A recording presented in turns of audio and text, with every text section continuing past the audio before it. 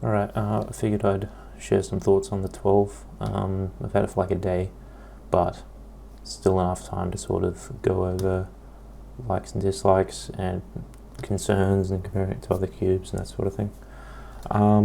So first off, if you have, again, 11 for example, is it worth upgrading to the 12? Realistically, no. 107 Australian dollars, it's just like, for the upgrade you get, it's just marginal. You know, it's good. It's a good cube. I like it. There's a lot I like about it, but not for the price. Will they release this in like a duo version? Hopefully, that'd be cool. And still UV. That'd be really awesome because then people could get it for a much nicer price. But yeah, the little features like the little auto aligning, you know, it's cool. But I don't know. You sort of have to adjust your turning style around it, so it's one of those cubes that like you really have to try, and at the state at the moment with no comps, that makes life difficult. So if you still have local meetups and stuff, maybe you'd be able to try one, but otherwise it's just too risky to drop that much money. But yeah, I do like it more so far, you know, than the 11. But yeah, it is worth considering that, you know, if you already have an 11, I probably wouldn't upgrade. I got this as a gift, so it sort of exempts me from the money thing. But, you know, say you have a cube it's a bit more outdated, like the GAN X or the XS or the SM, you know, maybe consider upgrading, or just if you have the money to burn, but objectively, it's not fantastic. Or not fantastic enough to justify the price. So overall, you know, I like the adjustments. I really love that it's UV by default. If you remember that video I made about the 11. And so maybe when the next GAN cube comes out, a video like this may not have to exist because you can just get a UV one as the default. Then, you know, I'm very pleased that UV is a default option. They got rid of soft altogether, apparently. There's only one person that I could even think of who's using it, so now Maddie will have to switch to the UV potentially. Good for him. So what do I like and dislike? So my one overall concern is going to be what Kevin Gerhardt said, is that with these longer magnet stalks, he, not me, I haven't experienced it yet, but Kevin Gerhardt has experienced, he said that you can have this actual little longer magnet piece break off and you have to re-glue it, which is a huge pain, especially for such an expensive cube, so I'm not a fan of that.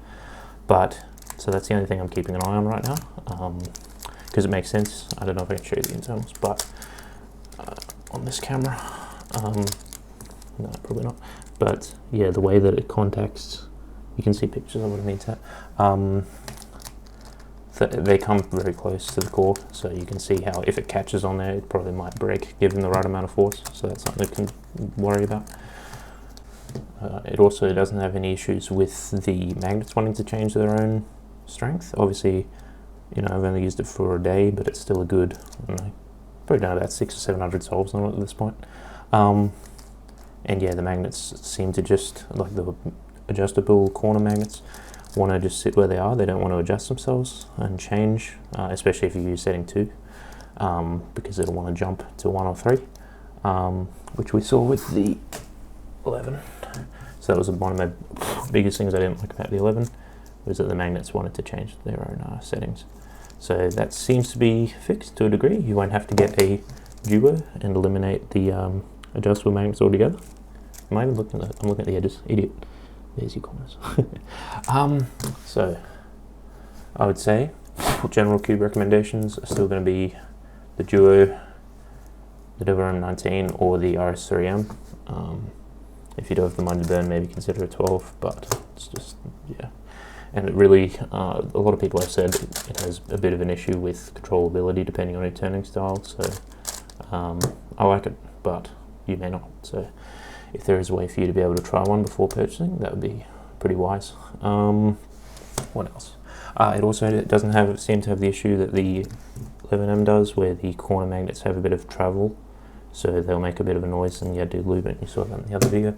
That doesn't seem to occur, and then of course you don't have to lube the GES spring part because there's no springs. What do I think of the maglev? It's the same. Feel-wise, realistically, it doesn't feel any different. And I didn't have much spring noise on my GameCubes, so you know, more of a gimmick than anything. But whatever. And then what else? So pretty much my only gripes with the cube are just aesthetic so far. Aside from that potential, we'll see how it goes, corner magnet durability issue. So you can see here this has a logo. I'm not a big fan of logos. I purchased, even though I had one spare, I just purchased for a laugh, another UV coated center, but it's labeled on the site as for the 11M. So it actually fits the 11M, but this one is already modded with, it won't actually fit the 12. I'll show you what I mean. So you can see here, this is the 11M cap, and this is the 12, and see how it drops in, but it's hard to show, but basically there's no, like, it doesn't click in. Let me show it a bit closer. See how it just drops in? So what you actually need to do, get some super glue. Don't use nail polish. I'll go over that in a second as well. But use super glue, and you want to use liquid, not gel. You want to go real lightly around these outer edges, layer by layer, and just sort of let it dry. And that will help thicken that layer just the fraction of a millimeter that it needs to be thickened. You also want to possibly do it to these tabs like I have. The little tabs, can I show that? Yep. Put a bit of glue on that. That'll thicken it just enough to where when you put it on, it actually snaps in. So that's my temporary little thing. Hopefully they'll release actual 12 blank caps, and then I'll probably still not buy them because I am stuck and I don't want to spend $15 US on shipping. But at least that's a way to remedy that. And the actual outer is the same size and shape, so it's not going to not fit. So this is all the same, and then it's just on the underside that this catching part, or whatever you want to call it, the inner part, is a little bit smaller. You can even see that comparing these cubes side by side, that the center on the 11, why the hell is my camera? The center is like thicker, and it's thinner here, like the actual piece. So that's why the piece has to be a different size, unfortunately. But if you like logos, then you don't have to go to all that work, which is nice. Another issue with the centers, once again, another aesthetic thing. I'll show images here just to sort of accentuate it. It's hard to catch on camera, it's better to see with your actual eyes. So with these images, I've just had to darken them a little bit and take them in a bit of a dark area so you can actually get an idea of how it looks. So what the issue is, as you can see, is that the centers, see how these centers are going to be just above a small light blue piece, and these centers are ever so slightly transparent, so when you look there, nothing will show up under the center basically. Whereas now with this cube, it's this large darker blue piece, and when it's, as you can see in the images, when it's you've got a cap over it depending on the color, which it mainly seems to affect orange, yellow and red, so the warm colors, then it will show up a little bit darker. So the way to fix that is, or at least adjust that, is you can put a little piece of, now I use white paper, but you can even use paper like the color that's similar, so you use orange paper on the orange side, and that will sort of fit it better because the white can make it a little bit more stark, if that makes sense. You know, if you're familiar with stickers, you'll see the fluoro colors will have white underneath to sort of stop them looking dull when there's black plastic underneath. It's a similar concept to that, and that will sort of balance out how it looks. You won't just have this dull, dark looking center. So if you have a 12, have a look at it right now and you'll see that the center actually looks a bit dull and kind of weird looking. So by putting that under there, it'll look a lot nicer. Something else to do is you can also put like model paint, that sort of thing, under there if you prefer not to use paper. That's another thing to consider. Of course, don't use white nail polish. I tried that, and of course it very slightly sort of affected the plastic. So I had this like little, I did it on the yellow center, and it's like yellowy puddle mixed in with the white nail polish, if that makes sense. Sort of dissolved the plastic very slightly, so obviously cleaned that up and didn't want to do that. So much better to use either paper or you know, model paint, just paint in general, that sort of stuff. Something that doesn't affect plastic. But overall, yeah, it's not a bad cube. The settings are pretty good. It's not overwhelming like the Tengyuan V2.